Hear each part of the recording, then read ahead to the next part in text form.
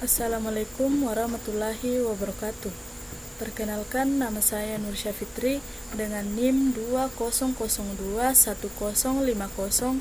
200210502007 kelas Tekom A Universitas Negeri Makassar. Di sini saya akan menjelaskan tentang algoritma penjadwalan CPU. Algoritma penjadwalan CPU adalah permasalahan menentukan proses mana pada readi kue yang dialokasikan ke CPU. Terdapat beberapa algoritma penjadwalan CPU, diantaranya yang pertama algoritma penjadwalan first come first served atau FCFS. Yang kedua algoritma penjadwalan software job first. Dan yang ketiga algoritma penjadwalan priority atau jadwal prioritas. Yang keempat algoritma penjadwalan round robin. Dan di sini saya akan menjelaskan yang pertama, yaitu algoritma penjadwalan first come first served atau FCFS. Proses yang pertama kali meminta jatah waktu untuk menggunakan CPU akan dilayani terlebih dahulu, dan rata-rata waktu tunggu yaitu cukup tinggi. Algoritma penjadwalan atau FCFS merupakan satu strategi penjadwalan non-preemptif.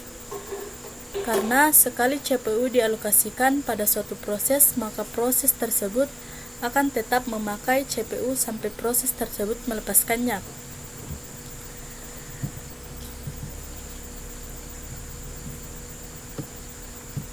Di sini terdapat contoh proses FCFS, yaitu urutan kedatangan adalah P1, P2, P3 atau Gantt chart in. Dan yang kedua waiting time for P1 sama dengan 0 dan P2 sama dengan 24, P3 sama dengan 27. Aggregate wait time 0 tambah 27, misalnya proses dibalik sehingga urutan kedatangan adalah P1, P2, P3 atau P1.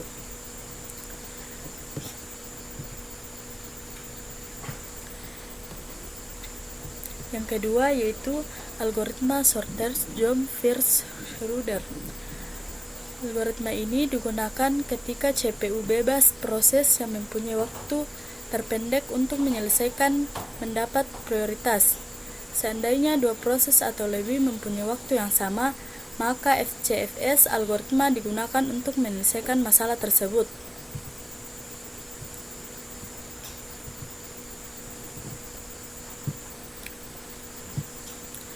Ada dua skema dalam SJFS ini, yaitu yang pertama non-preemptive, ketika CPU memberikan kepada proses itu tidak bisa ditunda hingga selesai.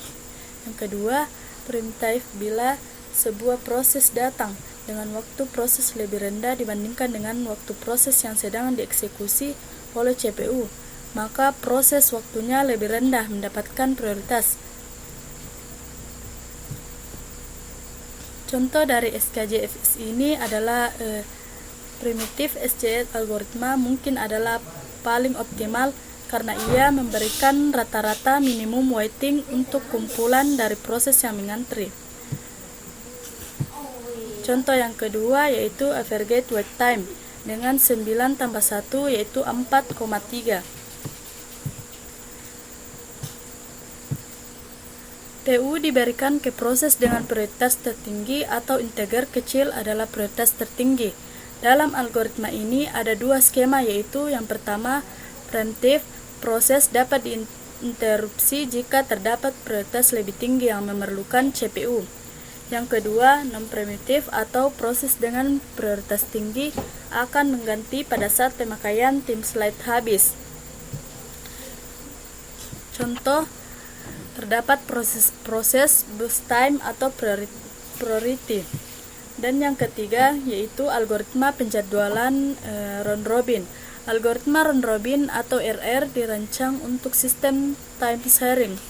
Algoritma ini mirip dengan penjualan FCFS, namun preemption ditambahkan untuk switch antara proses antrian ready diperlukan untuk dianggap sebagai antrian sirkuler.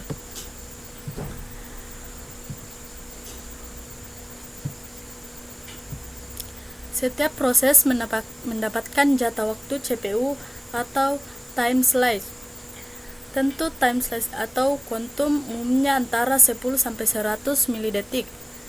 Setelah time slice, maka proses akan diperempat dan dipindahkan ke antrian ready. Proses ini adil dan sangat rendah atau sederhana. Jika terdapat proses di antrian ready dan waktu kuantum atau milidetik, maka setiap proses akan mendapatkan satu atau dari waktu CPU. Proses tidak akan menunggu lebih lama lagi dari time units.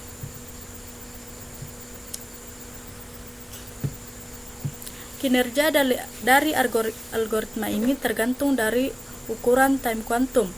Yang pertama itu yaitu time quantum dengan ukuran yang besar maka akan sama dengan FCFS.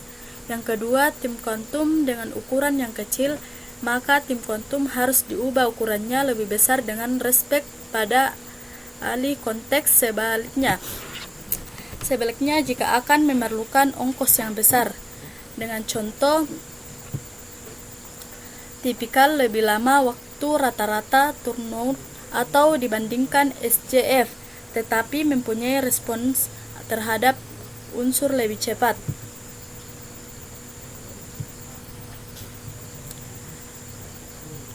Untuk yang saya akan menjelaskan tentang priority scrolling. Priority scrolling merupakan algoritma penjadwalan yang mendahulukan proses yang memiliki prioritas tertinggi, sehingga proses memiliki prioritas masing-masing. Prioritas suatu proses dapat ditentukan melalui beberapa karakteristik di antara lain. Yang pertama, time limit, memory requirement atau access file, membandingkan antara burst M atau K dengan CPU burst. Yang kelima, tingkat kepentingan proses. Dan di sini terdapat beberapa contoh dari prioritas scrolling. Waktu tunggu rata-rata yaitu 7 satuan waktu. Dan yang saya akan jelaskan yaitu round robin scrolling. Penjadwalan round robin atau RR ini dilakukan secara bergiliran berdasarkan antrian. Prosesor mengerjakan sesaat setiap proses berturut-turut. Proses yang telah dieksekusi atau prosesor dan belum selesai akan kembali ke antrian yang terakhir pada saat ini, sehingga penggiliran untuk eksekusi tersebut seperti gelang. Metode round robin yaitu metode yang setiap prosesnya memperoleh alokasi waktu CPU dalam kuantum waktu yang lebih diketahui. Di sini quantum time diketahui 3 ms. Jadi rata-rata waktu yang dibutuhkan di sini yang terdapat dalam contoh di atas dibutuhkan. Jadi rata-rata yang dibutuhkan pada metode penjadwalan round robin dengan quantum time sama dengan 3 ms adalah 7,25 milisound. Baik, itulah tadi penjelasan dari saya. Mohon maaf jika ada kesalahan. Assalamualaikum warahmatullahi wabarakatuh.